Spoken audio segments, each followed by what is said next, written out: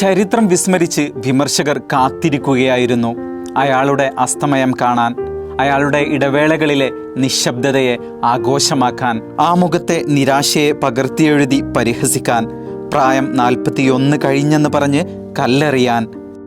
പക്ഷേ അയാൾ ഒരു സാധാരണ കളിക്കാരനല്ല, കാലത്തെ തോൽപ്പിച്ച കാൽപന്ത് കളിയുടെ തമ്പുരാനാണെന്ന് വിമർശകർ തിരിച്ചറിഞ്ഞ ദിവസം കൂടിയായിരുന്നു ഇന്നലെ.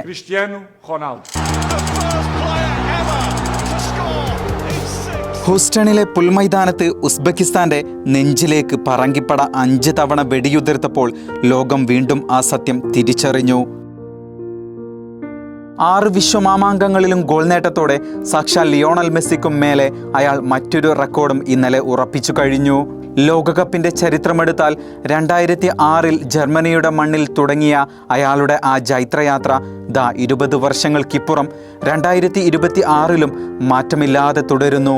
2006, 2010, 2014, 2018, 2022, ഇപ്പോൾ ഇതാ അമേരിക്കയുടെ മണ്ണിൽ 2026. തുടർച്ചയായി 6 ലോകകപ്പുകളിൽ ഗോൾ നേടുന്ന ഭൂമിയിലെ ഒരേയൊരു പുരുഷ താരം. പ്രായം കണക്കുകളിൽ മാത്രമാണെന്നാണ് അയാളിലെ വേട്ടക്കാരൻ്റെ വീര്യം കാണിച്ചു തരുന്നത്. പോർച്ചുഗലിൻ്റെ മുൻ ഇതിഹാസം ബ്ലാക്ക് പാന്തർ യുസേബിയോയുടെ 9 ലോകകപ്പ് ഗോളുകളെന്ന റെക്കോർഡും റൊണാൾഡോ ഇന്നലെ പഴങ്കഥയാക്കി. 10 ലോകകപ്പ് ഗോളുകളോടെ പറങ്കിപ്പടയുടെ ചരിത്രത്തിലെ ഏറ്റവും മികച്ച ലോകകപ്പ് സ്കോറർ ഇനി ക്രിസ്ത്യാനോ റൊണാൾഡോ മാത്രമാണ്.